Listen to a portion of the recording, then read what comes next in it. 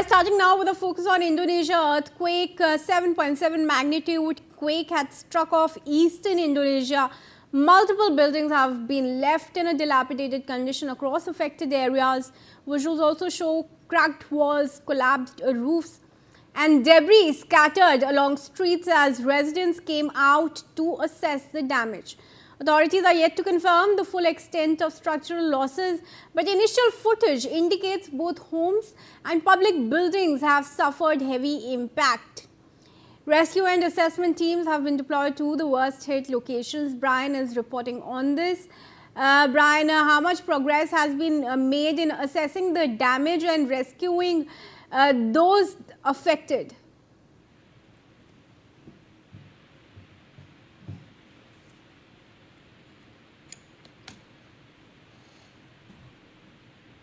Brian, can you hear? Yes, I can hear you. Clearly, the situation has definitely worsened since these initial reports that we have been following since morning. And definitely, as of now, as what we're getting to know from our reports and sources, 20 people are being estimated who have been killed in the magnitude 7.7 earthquake that struck off floors, with several others injured, and rescue teams still searching through the rubble. Location is definitely off Flores Island, the East Nusa Tenggara, and which is near the Nagekyo Ende, and even the depth is around 10 to 15 kilometers depending on the agency's latest calculation. According to the latest casualties, 20 people are reportedly dead. Earlier official counting were lower and are still being, reconciled. As of now, dozens have also been, aftershocks rather, have also been recorded, including strong secondary tremors also. And tsunami warning has also been lifted so far. Tsunami waves of less than 1 meter were also recorded in some areas. Yes. All right, Brian, stay on with me. Let's take some further updates now. Videos are also showing large sections of hillside giving way, with soil and rocks sliding down onto roads below in East Nusa Tenggara, also in Indonesia. The landslide has raised concerns also about blocked access routes and additional risk to nearby commuters and communities. Brian joins us. Brian, to talk to us also about what has been forecast as far as the aftershocks are concerned. Well, definitely aftershocks are extremely intense as of now. Dozens of aftershocks have been recorded, including strong secondary tremors. Evacuation of nearly 2,000 people in Nagekyo also reportedly evacuated after the tsunami warning. Homes, government buildings and other structures have been damaged or collapsed. Landslides, power outages and even disrupted communications are also complicating rescue efforts. As of now, the area around the Maumere in the Sikar Regency has also been reported significant casualty and damage, with people reportedly trapped under the rubble. I'll give you a perspective on the situation of the hospital also right now.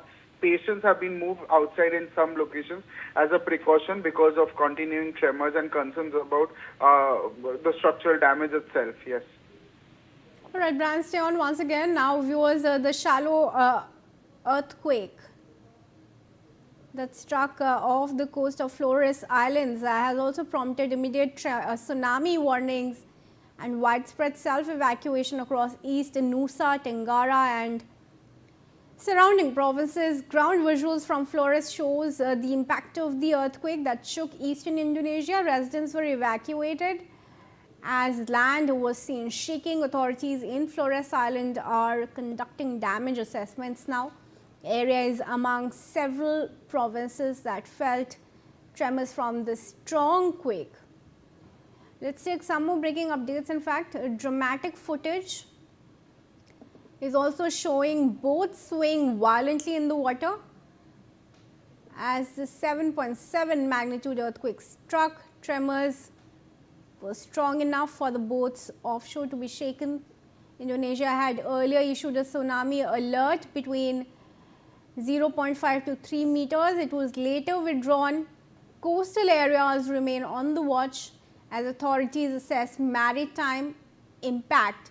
Brian, for those on the sea, what provisions have been made and what advisories issued, because the tsunami warning has been withdrawn?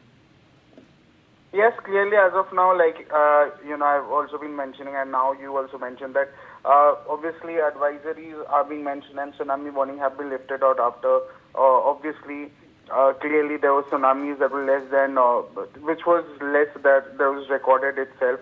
So clearly it was less than 1 meter, and even now, as of now, the coastal residents have been evacuated towards higher ground, particularly around Nagikyo. The tsunami warning was lifted roughly around 3 hours after monitoring that showed no continued significant threat. Waves of less than 1 meter were also recorded.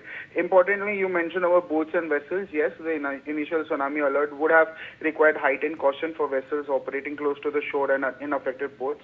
As of now, reports of boats and coastal areas have been given some kind of authorities have been given some kind of evacuation orders, especially to the fact that the earthquake was offshore, and clearly authorities initially issued a tsunami warning for coastal areas. Rescue teams have also faced access problems around Nagikyo with landslides blocking roads.